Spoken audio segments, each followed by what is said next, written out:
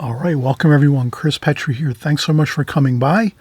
Welcome to another video, another tutorial. We're going to have an absolutely fun time. We're going to actually show you how you're going to create this beautiful boat painting along the harbor. We're going to have a little bit of some buildings, some architecture in here, gorgeous sailboats. We're going to have a few figures, distant boats, distant buildings. We're going to show you how to do this with the glazing technique. We have our Schminke palette with all our standard colors.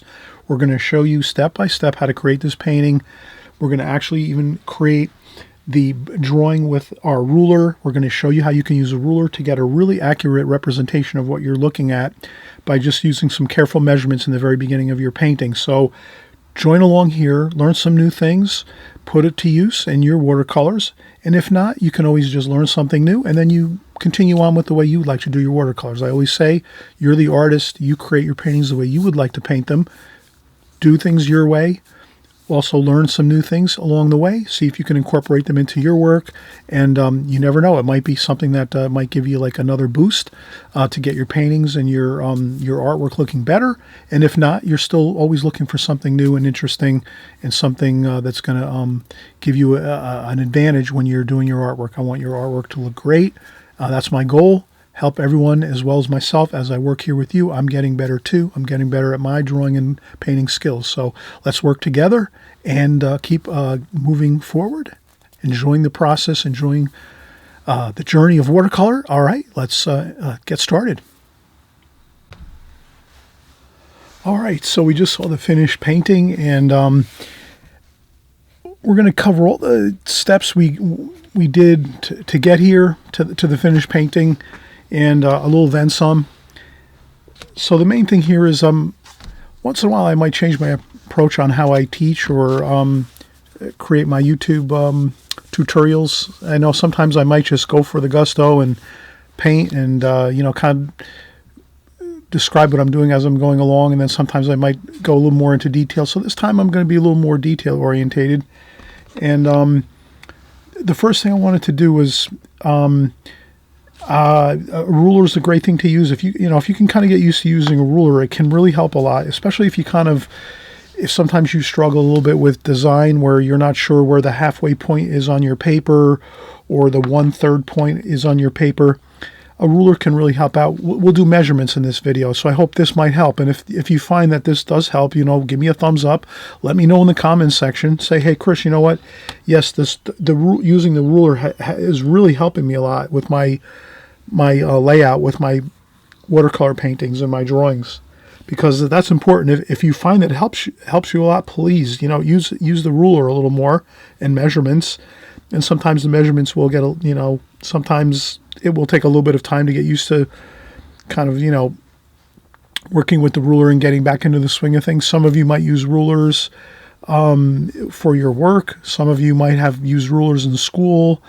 So it all depends on. So everyone's different. You might be better off using whatever you feel is. You're the artist. You feel use whatever you feel is the best for you as far as when you're doing your layout and your sketching and your drawing of your paintings. Use whatever you feel comfortable with. Don't feel like you have to be locked into any method or technique or anything like that. I'm just going to share this type of technique where maybe we'll rely on a ruler just a little bit more on this one, and we'll see how it works out, and you'll try it, or maybe you'll just say, nah, I already know I don't like to do it, and then you just watch, or just maybe you can paint along without having to use a ruler, draw and paint along as we go. But let's just say the first thing we do is we say, okay, we're going to anticipate that our painting might turn out really good, so let's have it set up so that we have a mat already, a mat that we purchase at a store or online.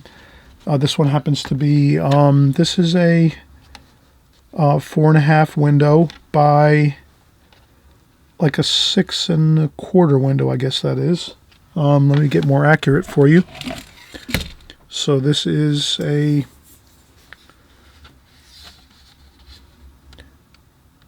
4.5 window by a 6.5 window. The actual frame size or the mat size, the outside dimensions of the mat is a 10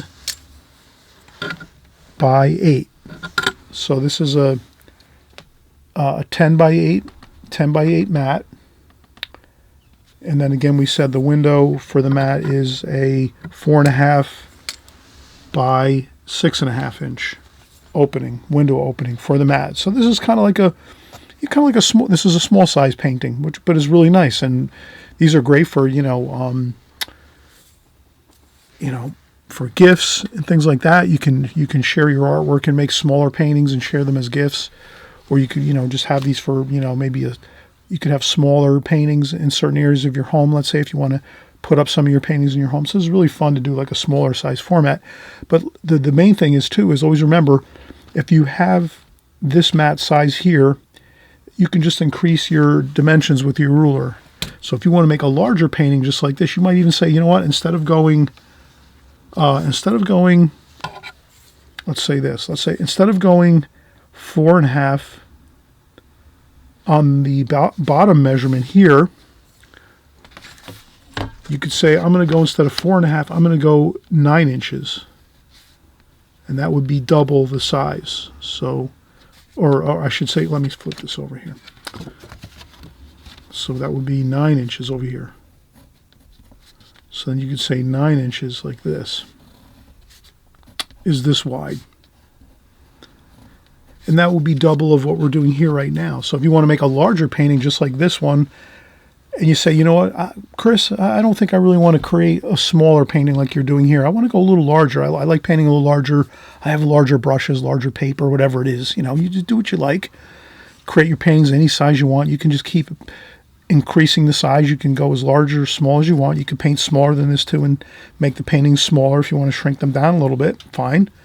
But so a 9 inch on the bottom would be double this size that we're doing right here, which is a 4.5 inch. I just want to make sure I'm doing this correctly. 4.5, correct. So now we said this was 6.5. So for a 6.5, if you wanted to double the size of your painting, no problem. 6.5 times 2, 6.5 times 2 is 13 inches. So this would be 13 inches here. And that would give you a 9 by 13 size window. And then your mat would be whatever size it works out to out here. And I'm sure you can probably purchase these mats that fit the 9 by 13 or 9 by 14. So really ideally, if you can get the mat that you want and order a few of them of whatever sizes you want to paint, maybe you want to have like two or three standard sizes you always work in, and you'll have your paper that's going to be able to accommodate your standard sizes you work in. Maybe you work in 2 or 3 sizes. And then you just remember that, once you have your mats purchased and you say, I'm happy with those sizes and your paper fits fine, then you just do your dots in your corner of your mat. So you set your mat on your paper. You put 4 tiny dots in each of the corners like that. And then you just lift up your mat like so, and you put that off to the side. And then what you do is you just want to go about maybe like a 1/2 inch, or even I would say 1/2 inch beyond each of those dots in all directions. 1/2 inch this way up higher, and then you go a 1/2 inch out this way. If you can imagine, let me zoom out here a little bit. I think I went a little bit too. Okay, that's better. All right, so I'll exaggerate this though. I'll make it a little darker so you can see. So this is the original dots that we had that are the actual inside corners of the mat window that we had. So we took our mat and we said, okay, we want to make sure you wouldn't make these dark dots like I'm doing, because you don't want to see that when you're painting. But I'm doing it just so you can kind of see what I'm doing here on the video. All right, so then you have your 4 corners, right? Those are your key points. You have to you have to go beyond these, because when you put your mat on the paper, you want to have a little extra room to move your mat around and have some room to play with. You don't want to make your painting exactly this size of the window, because then if there's a little bit of a problem where you had a smudge or something and you don't have any room to move your mat around. So that's all I wanted to mention on that. So okay, you have your 4 corners where your mat window is. Then again, you just go 1/2 inch larger than your window opening of your mat. and you just go 1/2 inch that way, 1/2 inch this way, and then you just expand it 1/2 inch in every direction of your rectangle.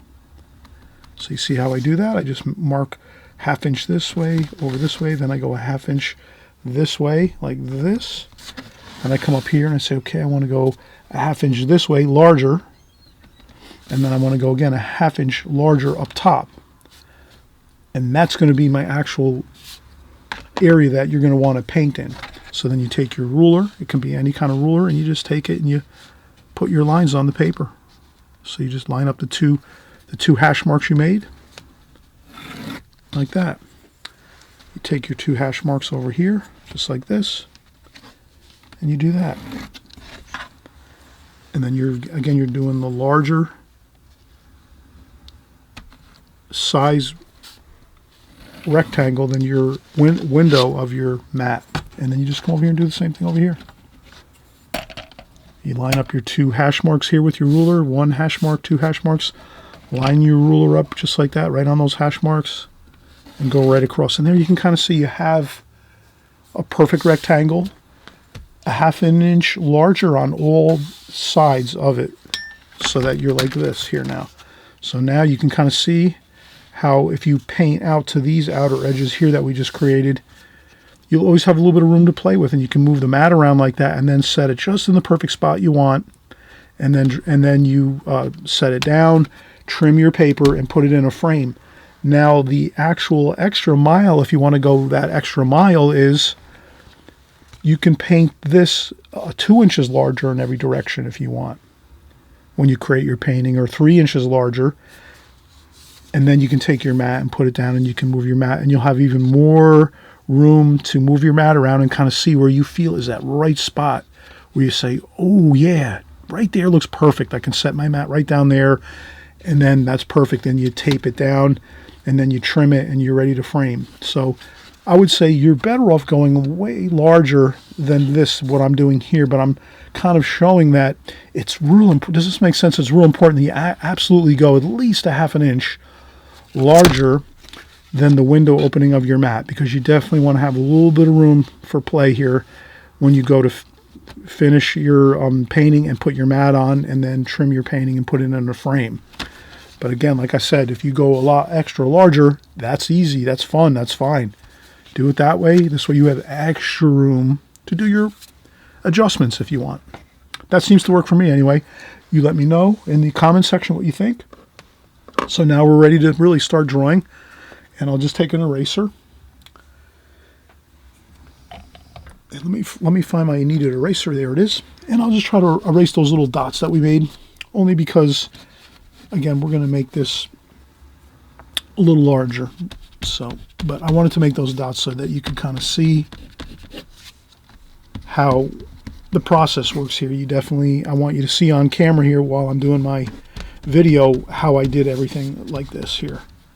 Okay, so now we're fine, we're good. We just erase those dots out of there. And again, you would just make your dots very barely visible when you're doing it at home, just so you can see it, so that you know how you can enlarge your rectangle out and expand your rectangle out in both directions like that, so that you have extra room when you're doing your drawing and your painting. Okay, now the second, and I've done these videos before like this, but I always want to do, once in a while, do a refresher on this. I hope you don't mind. And next thing we're going to do, again, let's use our ruler. Let's not kind of forget about our mission here. Right now we're trying to keep strict with ourselves and say, you know what, if I want to get a more accurate and really good design of my painting, let me use a ruler. You can't go wrong with using a ruler.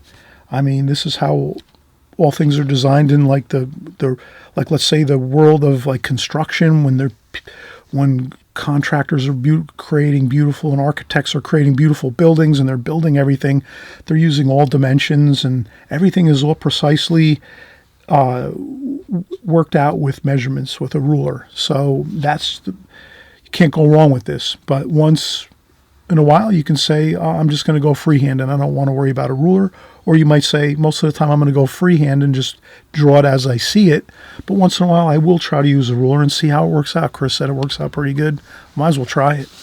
So here, with this painting, the first thing I'm going to do is I'm going to say, I kind of see that this painting, I want to have the kind of the main mast of the boat that we have in the painting, the prominent boat in the painting. I want it to be in the center pretty much, a little bit off center, but not quite perfect center. So what I'll do is I'll go maybe just halfway, and I'll say, okay, this measures 5.5, approximately 5.5 inches. So half of 5.5 would be 2 3/4 inches. So you could make a center mark and say, okay, or you could just say, don't worry about that, the center mark, just say 2 3/4 inches would be the center of this rectangle right now that we're working in. But I want to go a little bit left of center. So let me go 2 and, I don't know, I'm going to say 2 1/4. So I'm going to go 2 1/4 inches. That's going to be my boat mast here. So I'm going a little bit off center. So I'll just erase this mark I made here in the center. So I'll just remember this is going to be my boat mast here, which is a little bit off center. Then I'm going to say the next thing I see is that the roofs of the buildings on the left side, that's going to be about halfway up the, on the painting. So if I take my ruler and I say, okay, this is 7.5 inches. Maybe you work with metric. You can say, well, how many centimeters is this? This is about 18 centimeters. So half of 18 centimeters is 9 centimeters. So if it works easier to work with centimeters or the standard American measurements, you do whatever was comfortable for you, or you could mix and match them if you like. So I say that's the center point then of the painting vertically. So vertically, so we got the vertical this way and the horizontal this way. So the vertical halfway point is here. And we just measured that and we said it was approximately 9 centimeters. Or standard measurement, American standard is about 3.5 inches. Like that. Okay. So now what we're going to do is we're going to take this and say our mast is almost to the top of the painting. So we'll start our mast here. We'll use our ruler. Why not use our ruler? Take our ruler and just make a straight line right down this way like this. And then maybe we'll make a second line just to make the mast a little bit thicker at the bottom like that. And that's our mast for our boat, which again, we figured out was just a little bit left of center of the painting going across this way horizontally. It's a little bit left. That's center. It's a little left of center, the mast of the boat. Perfect. Okay, so now we have that. And then we said the halfway point between the top and the bottom is here. We have that. And then now what I'm going to say is let's make our building over here, which is a beautiful building along the harbor here in this painting. And we're just going to make a slight angled line upwards like this. And that'll be the first roof, cornice of the roof like this. And then for the cornice, you're just going to make an angle upwards like this, kind of a soft angle like this. So it's not going to be a steep angle like this, and it's not going to be straight like this. It's going to be a slight angle like this. And that's how we get this line here. And we'll go over to this point here. And then the next building over from this building, the next building over is here. And it's going to be pretty close right to the edge of the paper. And then we're also going to have, so we'll put our vertical line there. And we could just do a lighter vertical line here. Like this. Okay, and that's our next building up here. Like that. And you don't have to be too precise with this. And then we're going to make the cornice up here for this building facade and roof. Like this. Like that. And all that really is almost like a little bit of a curved line here. And then a straight line up here for the top of the roof. So that's the parapets of the roof up top. This is the underside of the cornice of the facade of the building. And that gives you almost like, if you can imagine, that's almost just like a triangle if you look at it. So if you want to just kind of look at things as like basic shapes, you have a straight line here, which is your second building over, the tall building here. That's just a straight line all the way down your page, like that. And that's about 2 centimeters wide. So this building here is about 2 centimeters wide. Straight line all the way down the whole painting. Or if you're talking, it's about 1 inch wide for your standard, American standard measurements. And then if you can imagine, just at the very top, you have a triangle here. So all this is really is a triangle with a little bit of a curve to it. So if you can imagine, you could take it and make it a triangle up here. Like that, right? A triangle. But then you take the bottom part of the cornice of the, and you just curve it a little bit like that. And that gives it more of a realistic look. Just like that. And that's all we have for up here. Perfect. Then we say we have our building here. Maybe we're going to have a balcony up here. Right about here, we're going to make a balcony. Let's just make a balcony. And all that is basically a rectangle. Let's just make a rectangle here. You could think of that as like a tissue box or a brick. It looks kind of like a brick or a tissue box, or that could look like a letter. It looks like the shape of a letter, or an envelope. Yeah, it looks kind of like an envelope, right? Pretty much just a rectangle like that. Then we have just one line here for the side, like that. And that becomes our balcony here. And then we'll just do another shape like this underneath a couple. These are the supports for the balcony, similar to this, kind of like curved lines going up. And then you can add an extra line here for the top of the balcony and an extra line down here.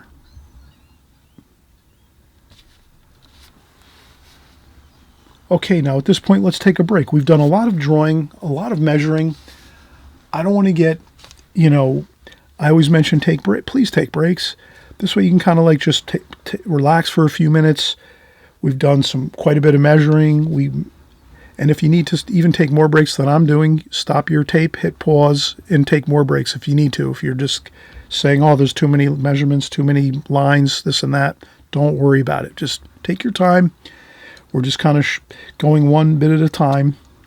And so far we've got a lot. Actually, we've got a lot done. We're almost really kind of like halfway finished now with the drawing. So we have our mast of our boat here.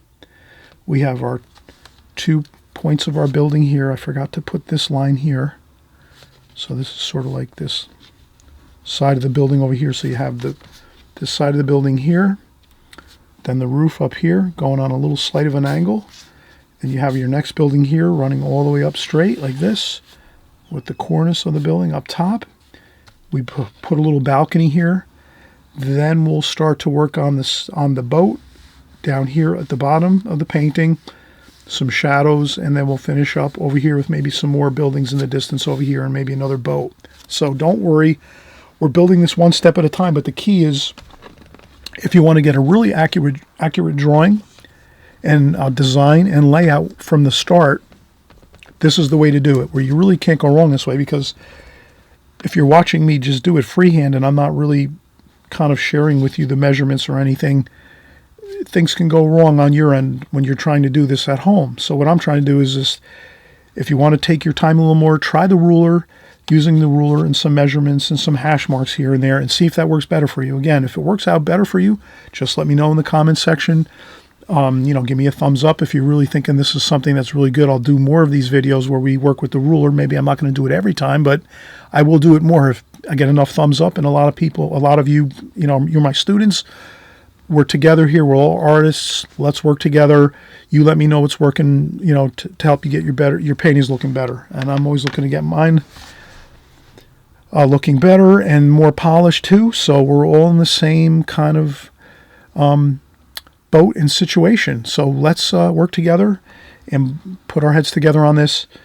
And again, we'll take a quick break. I need a break at this point, and then we'll get finishing up on our drawing and we'll get painting. Okay? All right.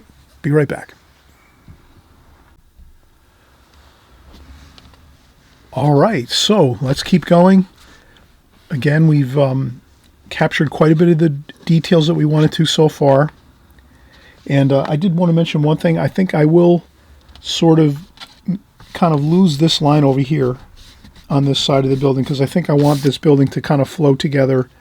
So it's kind of one building. It just has a little bit of a lower floors over here, and then it goes up higher over here. So maybe you can erase this line over here. That's not so important, having that line there. But we're going to keep going. The next thing I'd like to do is let's get the boat in. So the boat here is going to come up like this. So you're going to make a soft kind of angle like this. And you could just see that angle is something like a soft angle. That could be something like a very, very, almost like a circle. So you're kind of making a very, very small part of a circle. Like a small part of a circle of an angle here. And then we'll come down this way.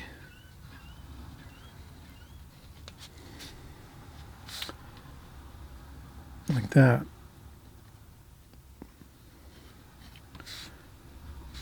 And then here.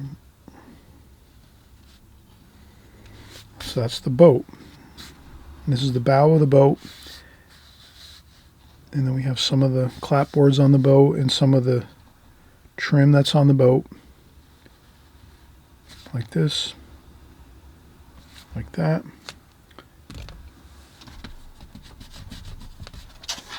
Doesn't have to be perfect.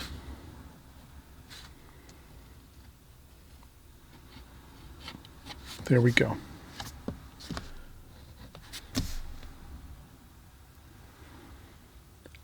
Okay, and then this is the mast. There, for the boat. And then we might have even another mast over here, or two, for boats behind that we can't even see actually. They're behind here. So let's just put another couple masts behind here for boats that are back over here, that we are seeing in the distance over here. And even a few more here, just really kind of very fine lines like that. They're in the back over here. Then over here, let's create another boat over here, like this.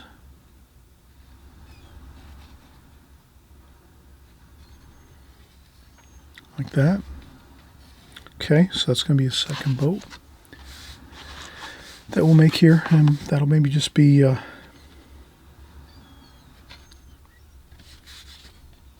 maybe a cabin cruiser, and then maybe even another boat over here in the distance over this way,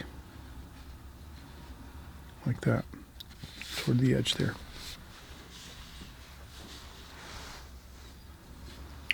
Okay, now at this point too, I'd like to make some distant buildings over here.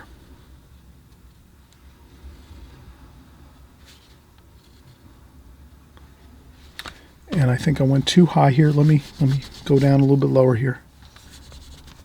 Let me start them down this way here. So I'm just going to make some buildings over here, like outlines of the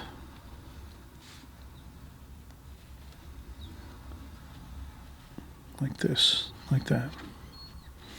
Okay, so you can kind of see how I just made the kind of the same idea over here, just not as steep of an angle here, more like this angle here. So you can imagine the angles are going to be slight this way. And then as your angles are up higher in your painting, they're going to be steeper. Just something to keep in mind when you're seeing angles at the highest point of your painting for like buildings and roofs and things. The angles are steeper up at top at the roofs. You'll see the angles of the roofs very steep up here, but as you come down here, they're softer. They're not as steep. They're softer this way. And then as they come down this way, they, obviously they'll get almost level. But these will be some lighter washes over here for some buildings in the distance that we have. I'm just going to make it a little bit less like that. Okay, so that's some buildings over here in the distance. Then there's the water over here, so we'll have some water over here. There's a boat over here. And again, you can adjust your thing, your subject matter as you feel fit, your boats and things. Okay, and maybe this boat does have a mast here.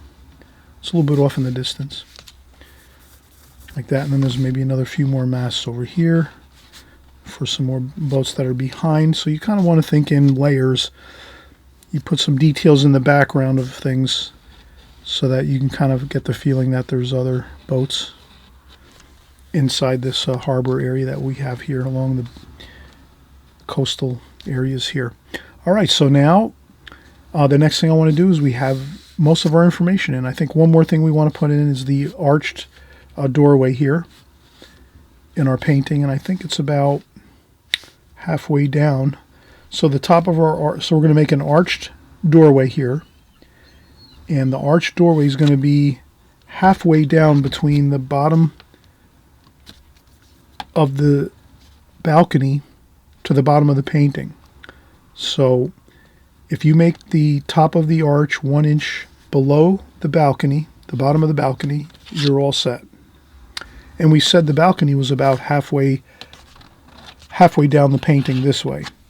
So we made our center of our painting here, which we said was 3.5 inches approximately. So if you go 3.5 inches, I made the bottom of my balcony about 4 inches. So the bottom of my balcony here is 4 inches. So if you have your balcony here, the bottom at 4 inches, and then you make your balcony a 1/2 inch high approximately, that's just about what you need.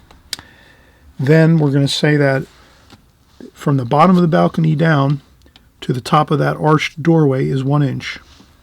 So we measure down 1 inch, we make a mark, and then we say, okay, that's our arched doorway. And then we just make our arched doorway this way, like this. Okay, it doesn't have to be perfect, just a decent archway there. And then that's going to be where the docks are over here, and so forth. And then we're going to have a couple of lights and darks things over here. You can kind of make some mystery marks or mystery brush strokes and things like that. And then another thing we want to do is let's make a couple rigging lines on our mast here on our boat, like this. So let's take some rigging lines and just make a couple light pencil lines like that, just so we can kind of have a guide for ourselves, so that if we come back later with a rigging brush, we can kind of have our rigging lines kind of set up where we know where we have to go with them. Okay. All right, and then we're going to finish up the drawing now. We're going to have some darks here on the top of the boat. That might be some parts of the cabin of the boat, as well as some tarps. We'll make a figure over here. Let's make a figure over here. They're working on the boat. So I'll just make the figure as a darker head and shoulders here. There, so we have some head and shoulders there. Someone's working on the boat. There, maybe we have another person up here. They're working up here on the boat. And then another person over here. So we'll make 3 figures.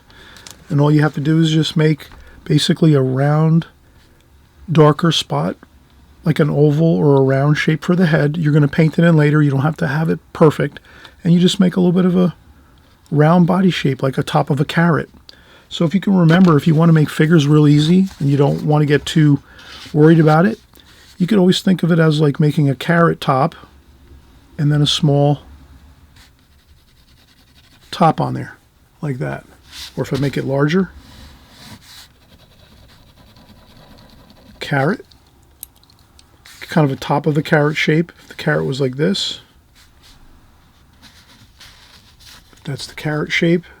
And then the top is the head shape there. And that's what I did here. I made 3 kind of like carrot shapes with the heads, except I didn't make the whole carrot shape. I left just the top of the carrot. So I kind of like left the top of the carrot here for my figures, like that. And then you can add a couple arms and, you know, kind of make it a little more detailed but you can start off with that carrot shape. You just remember a carrot shape with a head on there, and you can tilt the head a little bit. You know, you can tilt the head a little bit this way, or you make the head straight. You know, you can make it, you know, darker. You can make the head darker for the hair, or if you want to make the face or the front of the figure, then you would just maybe make it like you would paint it red, so you wouldn't make it as dark. So if you wanted to make the front of the figure, you would make the head like so, and then you would leave it white paper, and then when you come back to do the painting, you'd paint this in like a flesh color, kind of like a red, you know, or like a flesh tone, like an orangey red, orangey yellow red. And this would be if you want to make the darker hair. So here I made these figures a little bit more or less like they're working and they're looking away from us. But you can make that easily, them looking forward towards us, by just lifting up a little bit of your pencil lines there, and that's all. So remember, you have the choice. So I hope you're having a fun time so far. We're going to start painting in just a second now. I know it's a lot of work before we start painting, but trust me, if you work on your design and you're careful about it, and you, let's just say, not that you have to use the ruler like I said before, but if you are using a ruler and you're following along with me and we're kind of going along carefully with each other with our rulers and measuring, laying out things carefully, it does take a little more time, but then you have a really crisp, nice, accurate drawing. And then when you go into paint, yes, you might have an issue with a wash or two, or you might have a little bit of a splash or a smudge. Don't worry about that.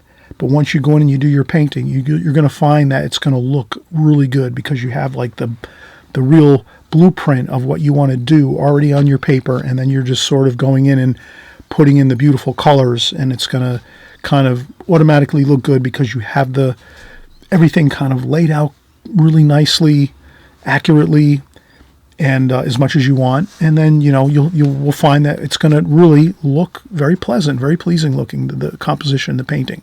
So let's not delay any further. Let's get into the painting next. The next thing we'll do, we'll mix up some colors, and we'll figure out what colors we're going to use. We'll come up with a color scheme. We'll mix it all up in our palette first, and then we're just going to transfer it right over into the painting. And before you know it, the painting is going to be finished. It'll look fantastic. And again, the key at this point now too is we're going to mix our colors first before we go in and paint, so that we're not kind of like guessing as we're going what colors we're going to use. We're going to put all the colors in first, figure it out before we start what colors we need on the palette, for the most part, 90% of it, and then that's all we have to do now is just take the colors, transfer it over, and have fun and put the washes in, and you'll see it really does come to life and look really beautiful. So let's come right back in a second or two and get finished here. I know it's like more fun to get the painting started, so that's what we'll do next. All right, so let's start painting, and let's get our paints mixed up. In the palette, I'll probably just start out with a number 8 Da Vinci travel brush. It's got the Kolinsky sable hair brush. Fresh clean water. So I most of the times I'll use my Holbein collapsible container, water container. I keep it over to the right side over here on the right side of my working table. Fresh clean water. I use a spritzer bottle, usually a Holbein spritzer bottle. I usually just spritz the paint a little bit before I start. These are tube paints. I usually keep these in a plastic bag, so I just basically before I fold up my palette, I put a piece of paper towel in there like that. So when I'm done painting right now, in about half an hour to an hour when we're done, I'll take a piece of paper towel, small, thin piece of paper towel, just tore a little small tiny piece, put it in there. Then I take my spritzer bottle, spritz that with a little bit of paint, and then I just fold up my palette, and then I put it in a plastic bag, Ziploc bag, fold it all up, zip it closed, and then I put it in a small mini refrigerator in my studio. I also, in the wintertime, when it's cool out, I'll just put it on the windowsill in my studio because it stays cool there. And that's it. It's really that simple to keep my paints moist and always ready to go when we're painting. And okay, that's just a tidbit of information on my palette. But now let's kind of get into the colors here. So I think I'm going to make this more of a warmer painting. There'll be some warm and cool everywhere in the painting, but it's going to be maybe a little more warmer, especially in the foreground here. And then in the distance, we'll make it a little cooler, and I'll kind of explain how we're going to mix our colors. So the first thing I'll do is I'm going to kind of look into myself, say, what are going to be the predominant colors? These are beautiful buildings along the coastline here, along the water, the harbor that we're painting. So let's get some warmer colors in here. I'm going to use raw umber, some burnt sienna, some raw umber, burnt sienna. I might add some French ultramarine blue over here for some of the cooler. French ultramarine blue, a little bit of mineral violet, purple, so purple and blue. Maybe a little bit of cobalt blue too, then maybe a little bit of cerulean blue over here too. So I'll try to get my cooler colors over here, and my predominant warmer colors I'll keep over on the right hand side. And I always usually keep a tissue in my left hand, and I'll dry off a little bit of water off my brush as I work, like that. But that's going to be kind of the colors we're going to use. Kind of the blues, a little bit of purple again, mineral violet, purple. But let's mix our colors out on the palette first before we start working, so that we have everything figured out. And you did see the finished painting right when we started. So the best thing to do if you can is to maybe do a screen capture, screenshot of the finished painting when you first start. Maybe take that and then you save that, and then you might save the picture and then keep that picture on your phone or your iPad or your computer or your laptop. Use that as your reference material as you're painting this painting along. And so that seems to be the best way to do it. And then and again, a little bit of French ultramarine blue up on this side over here, burnt sienna over here, raw umber over here, even a little bit of raw sienna too, over here like this. Okay, so now we kind of have a good idea of what we want to do here. Then for our masked dark brown, so we're going to use some dark brown, French ultramarine blue and burnt umber, a little bit of burnt sienna too in there. That'll be our mask color. So we're going to get some really good darks too. So let's make our darkest darks right here on this side. French ultramarine blue, burnt umber, burnt sienna. That can be our darkest darks right there. So now you can kind of see in our palette here we have our darkest darks right here. French ultramarine blue, burnt umber, a little bit of burnt sienna. You can get that really, really gorgeous dark. That's going to be not too many of the darks in this painting, but just a little bit of that. But mostly it's going to be the other lighter and middle tones of the blues and the warmer tones. Over here we used raw umber, burnt sienna, a little bit of yellow ochre and raw sienna too over here. And then we have a little bit of French ultramarine blue up here. And then down here with a little bit of French ultramarine violet, purple. And then over here we had our, rinse off the brush, cerulean blue up here with a little bit of mineral violet here, like that.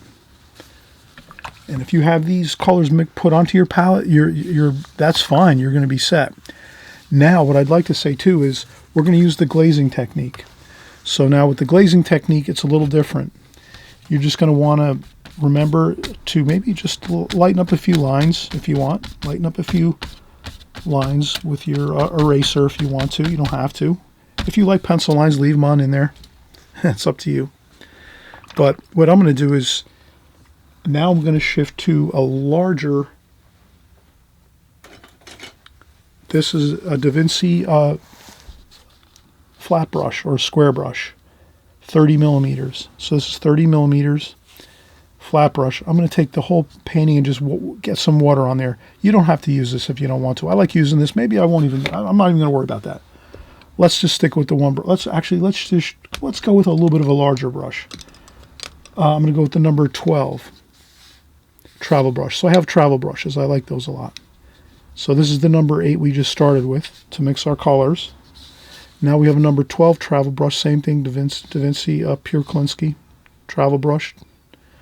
Number 12, quite a bit larger. We'll use that to get our, but you could use a large flat brush, which works just as great, and I really enjoy these Da Vinci flat brushes. They're fantastic. I use them a lot in my paintings. You'll see me use this a lot. But for this painting, I just want to maybe keep it more simplified. We're just going to use basically like 2 sizes of the travel brush, the 12 and the 8.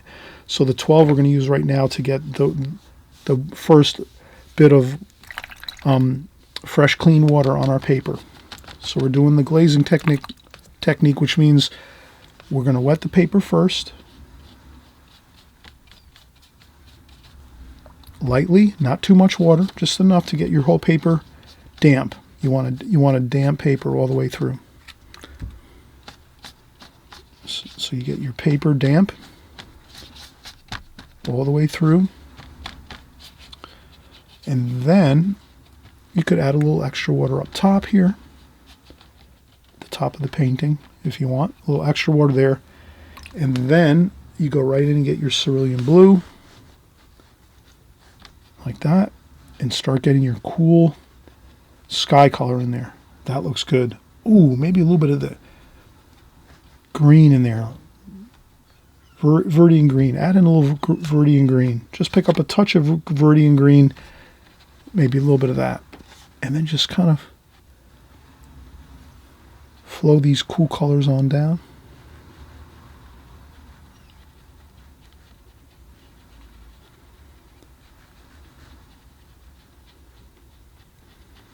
All the way down the painting. That cool wash.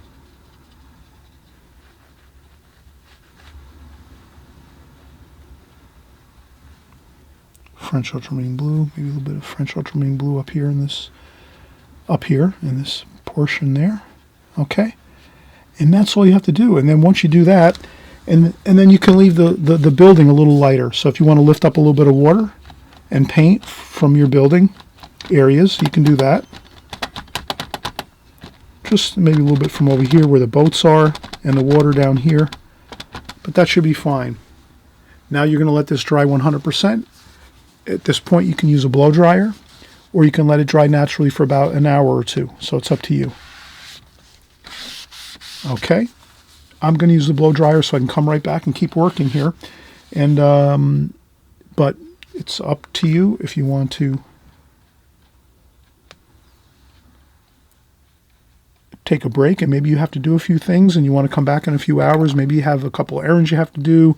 You have to take care of some things. You might have to go out, do some shopping, whatever it is. You can always do a wash like this for your glazing technique, which is your first wash, is that real light wash over the whole paper. Let that dry 100%, and then you come back and do our darker washes over the top. So again, it's up to you. If you want to keep working, you can get a blow dryer, blow dry off this wash good until it's 100% dry. Or again, you can let it dry naturally for about, a couple hours, and you should be fine. All right, so let's come right back and we'll get started again with some of the darker washes. All right, so we're going to get started on our second wash. We did our first glazing, so we're doing our second glazing now. A little bit of the darker washes. Let's get rolling here. So I would say that on the second wash, let's get some of the warmer colors here.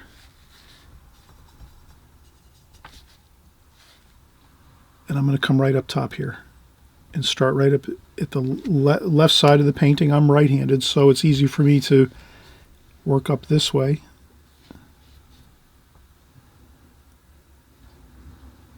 And we're going to get our warmer colors in. You can kind of see I'm using my reds, the warmer colors like the burnt sienna, raw umber, A little bit of the darker darks too up here, maybe.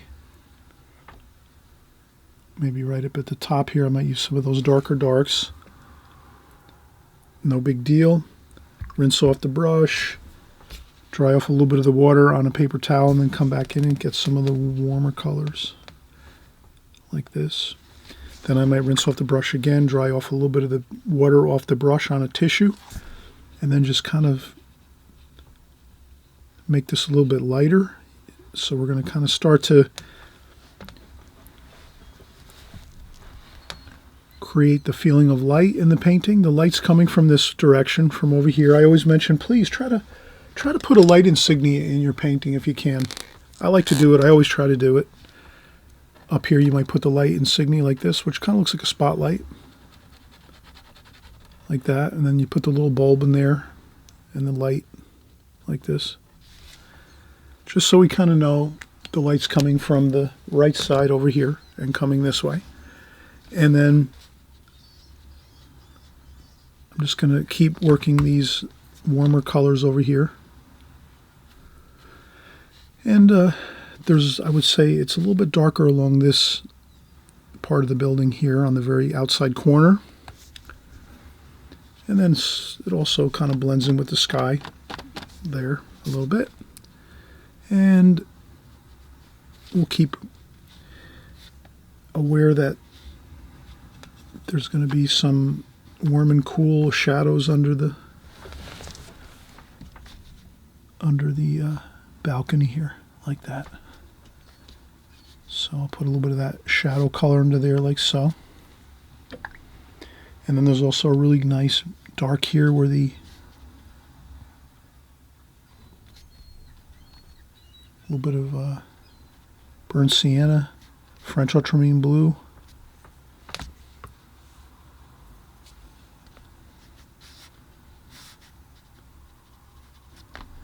And then you can kind of work, kind of round out your arch with your brush. So your brush is like, that's why I always say, don't worry about your pencil sketch a lot of times. If things don't look perfect when you're doing your pencil sketch, don't worry at all. Because once you come in and you start working with your brush, when you start working with your brush, you're able to use your brush as like almost like a tool. If you're doing sculpture or something, you're able to sculpt shapes and things with your brush and make things look better as you go. So you can actually make things look better, and you don't have to worry as much.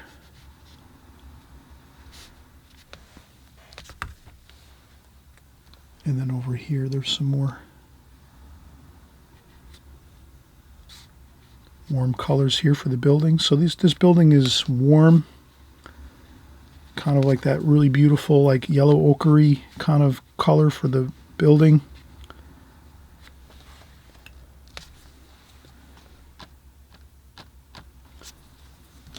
You could blot up a little bit of color.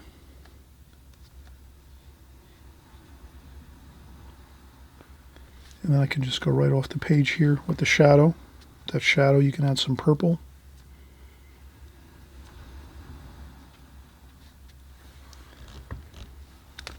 And then some more shadow over here on the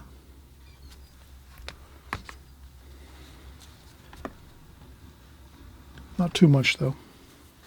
Just a little bit of shadow on the balcony here. And the balcony should be warm too.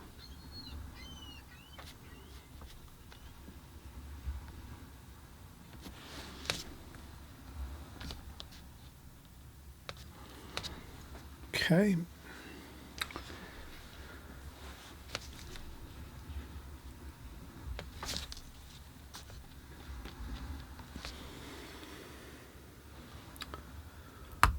Okay, looks good. Now we'll raw umber, some more raw umber. We'll just mix the same colors, raw umber, burnt sienna, and we'll start getting in our boat colors. Here, our boat color, burnt umber too.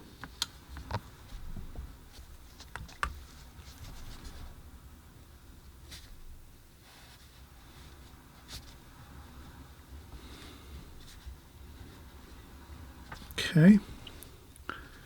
And then this boat over here is a little darker. I'll try to just do everything I can with this brush. I don't want to use too many different size brushes. So I'll do this boat over here with this brush too. Like that. And then over here, this boat in the background over here is a little lighter, so I'll go with some French ultramarine blue. And this brown, so brown and French ultramarine blue. And we'll get that boat in like that. Like so. And that looks fine. Okay, so we're going to keep working our darks as we go.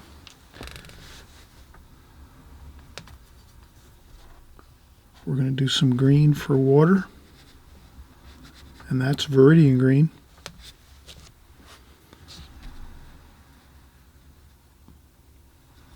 And let the watercolors mix and mingle a little bit. Don't worry if some of your edges blend a little bit. Don't worry. Let it go. Let watercolor do what it's going to do. Okay. And then over here, what else do we have? Let's do some of these buildings over here.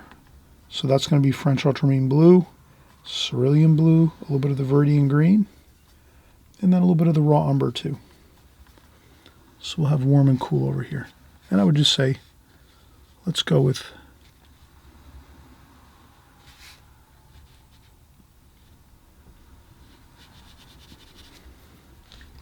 like that. Get some wash on there and then blend it down.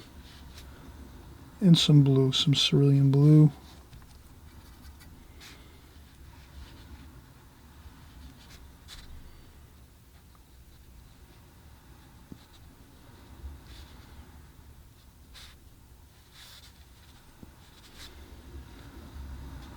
And I'll mix in a little bit of that raw umber there too, just to kind of mix up that. We don't want to have it all the same kind of like color. Let's do some purple in there too. Purple over here, some purple over here. Add a little bit of purple. Mix the colors up, but these are pretty light over here.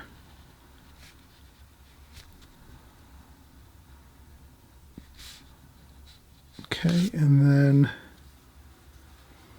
you can even blot this up a little bit with a little bit of tissue. Get a fresh, clean tissue sometimes.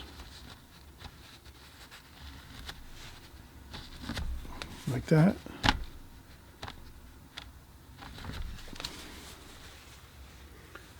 Okay. Then you can go back in and charge in some darker wash. Maybe here and there a little bit, just to... But way better to have these buildings on the right-hand side lighter. As you can see, we created these quite a bit lighter. And then the closer things are to us, these are the darker areas here. This is closest to us here, and then these buildings here are in the further distance. So we're making these like bluer and greener, cooler colors, blue and green. But you still want to have a little bit of the warm colors in there too. So a touch of warm colors in there, but not as much. Mostly cool colors in the distance. So when you're trying to create distance in your painting, does this make sense? When you're making distant buildings and distant subject matter in your paintings, if you make it cooler with a little more blue, a little more green, but you still add in a little bit of warm colors too, maybe a touch of it, but mostly predominantly blue or greenish color, and lighter in tonal value too, not too strong, too much paint, a little less paint, a little more water. You get that feeling, that distant, misty kind of look in the distance there for these buildings back here. I think that looks good. And then all we have left really now is to do our finish up our figures in the boat and our masts of our boat and some of the rigging. And I think we're really kind of all set and really we'll have our painting completed like within the next 5 or 10 minutes or so. And I'm hoping you're enjoying this painting. And I always say, if you enjoy my paintings, you enjoy these tutorials, please subscribe on the right-hand side below. It's really, all it does is it keeps you in contact with us, because we're working every week, week after week, month after month, and year after year. We're always here working with you. I'm working with you here constantly on YouTube so that we all create better artwork. We're always working, getting better, perfecting our methods, our techniques in watercolor. So if you subscribe below, it's just going to kind of just keep you in contact with us. You'll be way more likely to keep working with us, watching our videos, watching my videos, practicing along with the videos. Sometimes you can't always work with us, work with me. I understand that. We all have busy schedules, but if you're at least watching the videos, you're going to be learning a lot of technical terms, the terms of watercolor painting and drawing, all the different design techniques, all these other things that you see in my videos. If you're just watching the videos, you're going to learn a lot by just absorbing that information, and it'll help you tremendously in your painting. So even if you can't paint and you don't have time to break out all your paints and papers and brushes and everything, don't worry about it. At least watch the videos, and then when you have time, you can go back and paint the favorite paintings that you want to paint on my channel. Or if you really want to go for it, then do it each week. Work along here with each of the videos and paint and draw along with us and paint and create, and keep practicing your compositions and your paintings and your techniques, practicing your techniques and getting better and better. No matter what, you're going to get better. If at a minimum, if you're watching, you're going to be getting better, because you're going to be absorbing the information and learning it, and it's going to be coming, more to the forefront of your mind when you're actually working and drawing and painting in watercolor. So if you're just seeing the information again and watching the videos, you're going to be way better off. But if you're painting along with this and drawing along, great. That's even better yet. So whatever you can do. I know everyone can't always paint every time we get together. That's totally understandable. And sometimes I have to take breaks and take a week off or something like that and put on an old video that I did a year ago or something like that on my channel. So don't worry about it. Do what you can. Do the best you can. And we're going to get started again in about a few minutes or so, and we'll finish up this painting. And again, if you haven't subscribed, please hit that subscribe button. Click the notification bells, all notifications. It's the top bell on the notifications bell and section when you click on subscribe. And this way, you don't miss a thing. I don't want you to miss any of our information. Okay? All right. So let's get started in just a second or two, finishing up this painting. It's been fun, and you're going to see how it all comes together now when we do our last bit of darks and some of our last bit of details. Well, we are finishing up. Let's get started again. Let's get our dark masks in first. Burnt umber, French ultramarine blue, and burnt sienna. And I'm using just a damp brush, an extremely damp brush. I actually took my brush, I dried off the brush with with tissue. So I took the brush, rinsed it off in my water bucket, dried off the water on my tissue. Then I went in and got the paint, French ultramarine blue, burnt umber, burnt sienna, with almost no water at all on my brush. And that's how we're going to actually get this dark mask for this boat in without having water flooding all over the paper or not being able to control the line that we're going to create now, this mast of this boat. So this is something really important. I've covered this too, many videos I've covered, doing vertical lines, like masts of boats or tree trunks, tree limbs, things like that. So we're just going to keep going over it. And many of you already have it mastered and you're, doing fine with it. But I always like to mention it too. Some of you are kind of new. Maybe you're just starting on my videos and you haven't been with me for a while. I just like to mention things, occasionally once in a while, over and over, so that it's really, we have to kind of always remember that there's new people that come in and watch our videos. So some of you that are old pros and you've been with me a long time, thank you for being patient and not worrying about maybe covering some things we've already covered before, because some of the newer people that are coming in, they're hungry for knowledge and they want to really create beautiful paintings too, just like you. And then, so we'll take that into account as we work along here. Again, like I said, I just rinsed off my brush, still using my number 8 Da Vinci travel brush. Rinsed off my brush with fresh clean water, took the fresh clean water and then put this brush onto the tissue to dry off the water so that it's just basically a damp brush, if that, not even damp. It's almost dry brush. This is almost like a dry brush right now. After I dry off all the water, then I go in and get my paints again. You can already have this pre-mixed, but you probably don't want any water at all in your paint at this point. Now at the end of the painting, when we're doing some of our darks, you don't want water, any kind of water in your paint. You just want straight paint, straight French ultramarine blue, straight burnt umber, straight burnt sienna, and again, no water in your brush hairs. And then you can even dry off, to be even safer, dry off some of your paint on your tissue first, and then you can start doing maybe just a little bit at a time to do your mast.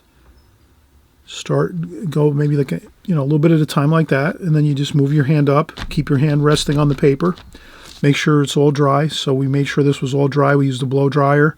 So now when we're doing our final details to our painting, our darkest darks, our masts, our rigging lines for our boat, some of our figures, this is the very, very last stage of the painting. We're just remembering that we're going to really make sure that everything is completely dry now so that we can rest our hand on the paper like this. So now I'm resting my hand on the paper and I'm just doing the mast with my hand resting on the paper, and I'm just painting maybe an inch or two at a time like that. And I just let it. It doesn't have to be solid line. You can leave some of the line hit and miss. So hit and miss, I just mean leave some white paper in there. You don't have to paint every single bit of the line. That means it'll look better. It'll look like lights bouncing off it. It'll look more three-dimensional too. And there we go. There we have our first mast. And the reason we were able to create a really beautiful straight, perfectly, almost perfectly vertical mast for our boat, sailboat, is we did it first with our ruler when we did our drawing. And when we did our drawing with our ruler, and I think we used our metal ruler here on this mast, since we did that, now when we go to paint this, we have those perfect lines that we're going to use. And then it's just a matter of keeping our hand resting on the paper really good and strong, solid, and just going a little bit at a time and getting that line going, and just keep it going. Again, let some of it just be dry brushy, where you can see kind of some white paper through there. You don't want to make it one solid line. Don't feel like you have to ever make anything one solid line. Let things be a little bit mysterious in your paintings. And then we'll do another one over here. And this one over here is smaller, so it works out good. We start out with thicker lines first with our brush to get our first thick mast. And then we don't even have to get any more paint, because the paint's sort of diminishing off the brush hairs, which means that when we do our thinner masts over here in the distance, or the next one's behind this one, it's easier to paint because we have less paint on that brush, which means it goes on easier, and we're not going to be likely to make a smudge or have too much paint on that line. And again, leave some of the line missing. Don't almost make dashed lines. Dashed lines look fine. If you can do some dashed lines in your paintings, I think that's good. You'll let me know in the comment section what you have found as you're painting and working. Thank you so much for your comments. I know many of you leave comments all the time in my channel. Thank you for that. That means other people are reading your comments and they're learning from them and absorbing what you're saying, and then they're going to use that for their paintings, and their paintings are going to look better. So always remember, when you contribute in the comments section, other people are really taking seriously what you're saying, because you're doing the work and you're sharing what works for you, and then people are going to try that out, and then they're going to find that it works too. And then they're going to have a better time and an easier time painting. So again, I'm just doing some of these darks like we said. We're at the final stages now. We're going to have a little bit of blue and purple here. So now I'm going to shift gears and go with a little bit of a medium tone here on this side of the boat, up here. because this is in shadow over here. So the left side of things are in shadow, and then the light we set up here, we made our light insignia. Light's coming from this direction. So it's going to be darker over here, over on this side.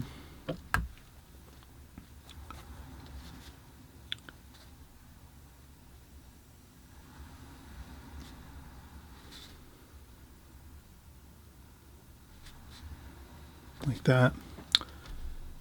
A little bit of dark there, a little bit of dark shadow there.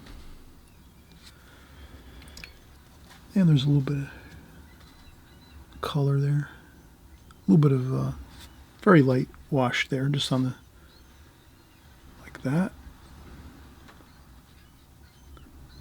And if you want to add some light to an area that you've already painted over, you can just wet the paper with a little bit of clean water, and you can take some tissue and then just blot up an area like this, and then you can make that look more like it's got some light shining on it. We didn't get a whole lot there, but it looks a little better. And then we can add a little bit of a darker wash over here.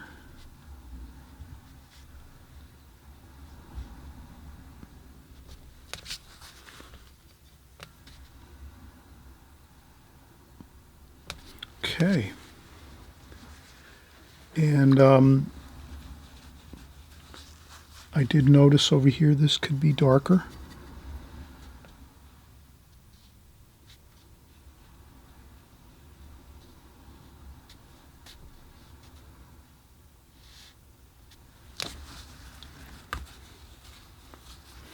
And then if you wanted to, you can always take your tissue or your paper towel, and you can fold up your paper towel, your tissue, and make a little bit of a point on it like this.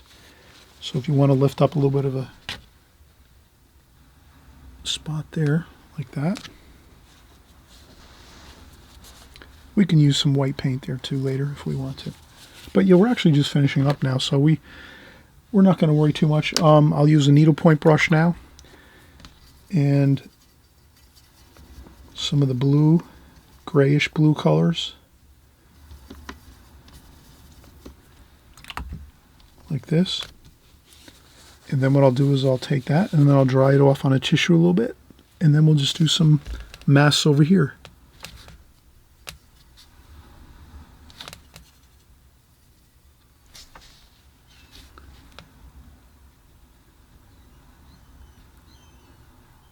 I'll just do the same thing we did before.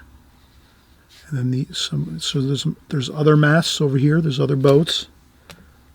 You can make it a little darker if you want. This over here might be a little darker. And you don't worry if it goes over. Just a couple masks. And then some rigging lines here. I'm just going to do some rigging lines here. And again, I'm resting my hand on the paper.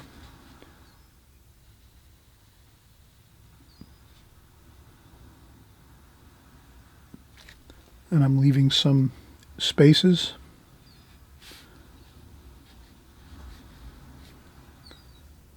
So I don't make one solid line everywhere. I kind of leave some.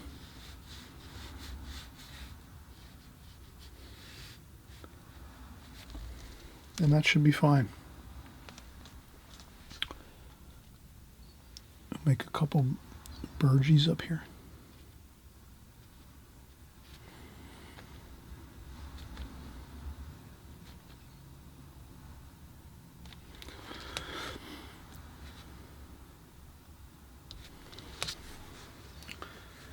Okay, and then maybe we can add a little more details here. So now here's where you can add some details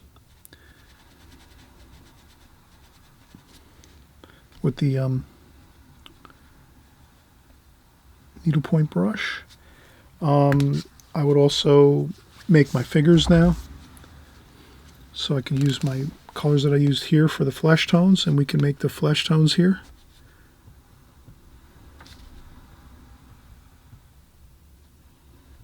We can make some arms.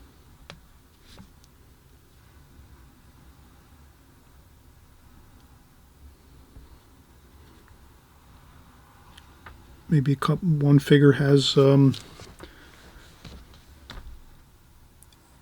one figure is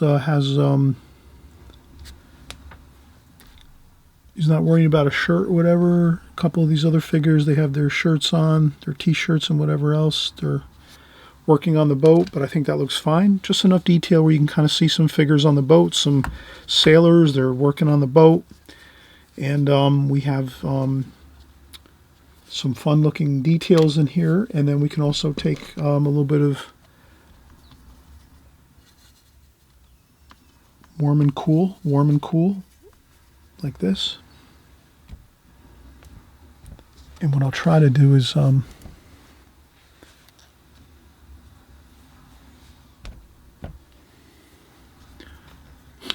just try to make a few other details in the building here. So we're going to make it like maybe a window over here, something like that. And over here there might be more of a shadow like that. So I could just put a quick shadow like that underneath there. Maybe there's a little bit of a darker shadow there. So you can start to go in now and add a few shadows if you want to, or extra washes just to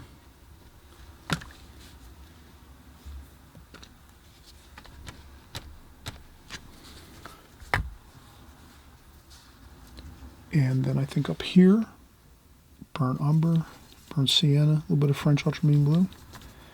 Maybe we'll make a window up here. So we'll just make we'll make a window over here like this. By the balcony. A little bit of an angle to that, like that.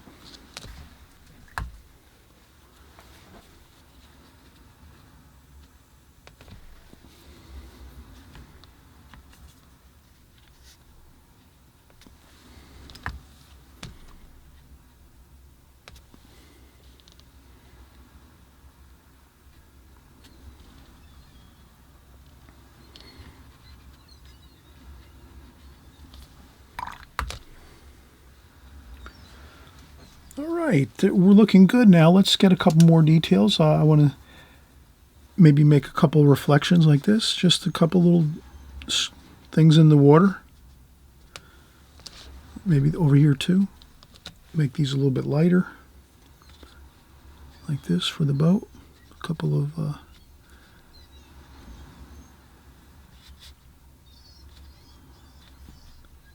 of reflections of the masts.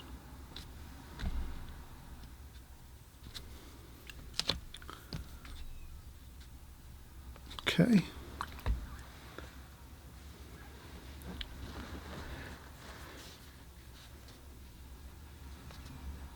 And I hope you've enjoyed this. We've had a lot of fun. I think this is good. I think we can just let this be as it is. Sometimes overworking things too much can be a problem. You might be able to go in and add a few maybe highlight colors here. Just maybe some blue and red. Add some color to it. Maybe this figure here is got a little more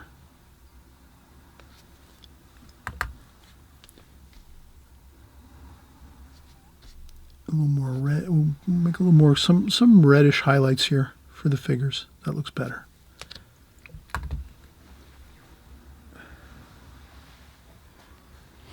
You can also take a little bit of highlight, a little bit of white highlight, which is a little bit of yellow ochre. Take a little bit of yellow ochre and dip your brush in that and put it into the top of some titanium white.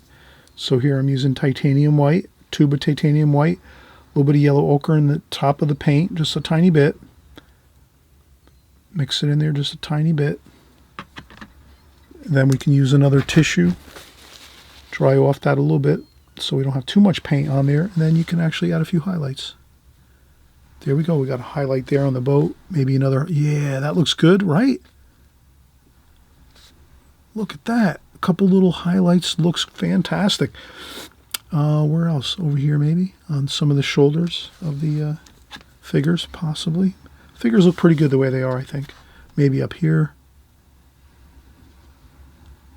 Like that.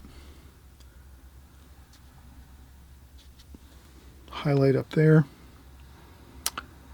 Anywhere else? Maybe over here too. For this boat.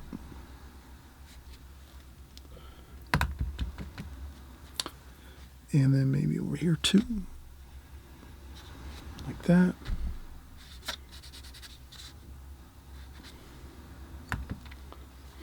And maybe over here as well. You can always add a little bit of highlights, but not too many, just a few. And that should look fine. Like that.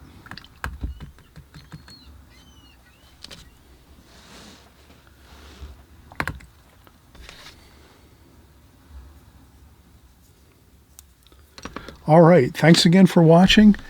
I'm hoping you had a great time painting with us.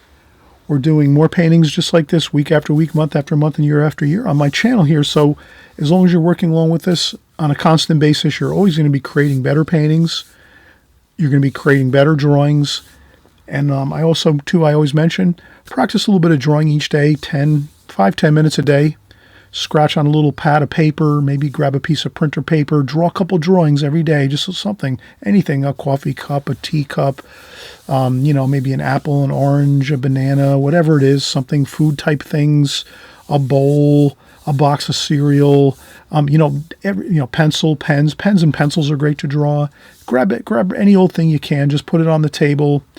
And just try to draw a few things every day, 5-10 minutes. If you do that, you'll see your drawing skills go way off the charts.